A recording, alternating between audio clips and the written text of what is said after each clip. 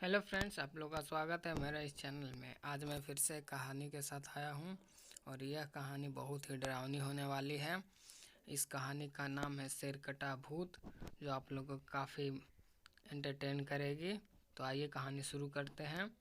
मयंक एक multinational company में branch manager की जॉब करता था। एक दिन मयंक को ऑफिस से घर जाने के लिए लेट हो गया था। सर्दी की मौसम होने के कारण रात भी जल्दी हो गई थी। ठंड भी बहुत शुरू हो चुकी थी। रास्ते में चलते चलते मयंक को अचानक एक आवाज़ सुनाई दी।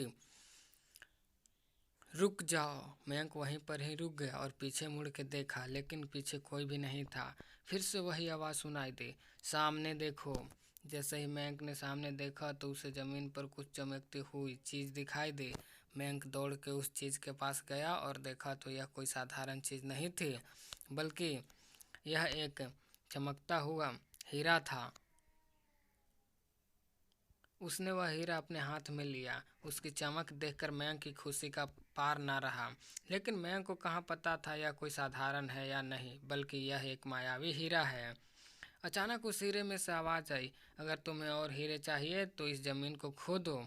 इस ज़मीन के नीचे बहुत सारे हीरे हैं। मयंक खुश हो गया। उसने उस हीरे को अपनी जेब में डाला और ज़मीन खोदना शुरू कर दिया।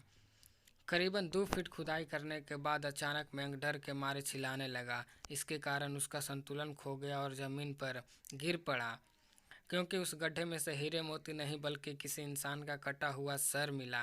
अचानक वह सर हवा में उड़ने लगा और बोला, डरो मत, मैं तुम्हें कोई हानि नहीं पहुंचाऊंगा। मैं तुम्हें बहुत सारे हीरे जवाहरात भी दूंगा। बस मेरी बात ध्यान से सुनो। मैं जहां जाता हूं वहां मेरे पीछे आओ। फिर वह सिर हवा में उड़ा और जंगल की ओर बढ़ने लगा। करीबन 1 किलोमीटर चलने के बाद वह सिर रुक गया। मयंक भी रुक गया। फिर उस सिर ने मयंक से कहा, इस जमीन के भीतर बहुत सारे हीरे मोती जवाहरात छुपे हुए हैं। इस जमीन पे खुदाई का काम शुरू करो। मयंक खुश हो गया और उस जमीन को खोदना शुरू कर दिया। खोदते खोदते उस जमीन के नीचे हीरा मोती तो नहीं मिले, बल्कि उस सिर का कटा हुआ धड़ मिला। उस शेर ने कहा, अब तुम्हें एक आखिरी काम करना है, उसके बाद मैं तुम्हें माला माल कर दूंगा। तुम्हें कहीं से भी 1 लोटा खून लाना होगा। मेंक ने बोला, 1 लोटा खून? पर मैं 1 लोटा खून कहाँ से लाऊंगा? उस शेर ने कहा, चलो मेरे साथ। वो भूत मेंक को साथ लेकर थोड़ी दूर पे गया। वहाँ उसे एक इंसान को जाते हुए देखा। वो शेर बोला, इस इंसान को मारकर उसका खून ले आओ। मेंक डर गया और बोला, नहीं नहीं, यह मुझसे नहीं होगा। मैं यह नहीं कर सकता। अगर तुमने यह काम नहीं किया तो मैं तुझे बहुत बड़ी मुसीबत में डाल दूंगा। फिर तुम्हारी पूरी ज़िंदगी नर्क बन जाएगी। मयंक ने हाथ जोड़कर उससे कहा, मुझे माफ़ कर दो। अगर मैंने उसे मारा तो मुझे पुलिस गिरफ्तार कर लेगी और मुझे जेल जाना पड़ेगा। उस सिर ने अपने तंत्र मंत्र की शक्ति से एक छुरी और लोटा प्रकट किया और गुस्से से बोला, अगर तुम मेरा यह काम नहीं करोगे तो मैं तुम्हारे पूरे परिवार को मौत के घाट उतार दूंगा। मयंक ने मजबूरी में आकर उस आदमी को मार डाला और उसका खून लेकर उस शेर के पास गया। वो शेर खून को देखकर बहुत खुश हुआ और बोला, यह खून मेरे शरीर पर डाल दे। उस शेर के कहने पर मयंक ने खून को शरीर के ऊपर डाल दिया। फिर कुछ ही देर में वो कटा हुआ शेर उस शरीर पर जुड़ गया। यह सब देखकर मयंक की हालत और ख़राब होने लगी। वो उस भूत को देखकर काफ़ी डर गया। जैसे ही वो भूत जिंदा हुआ तो ज़ोर ज़ोर से हंसने लगा और डरावनी आवाज़ में बोला, तुमने बहुत बड़ी गलती कर दी कि तुमने मुझे फिर से ज़िंदा कर दिया।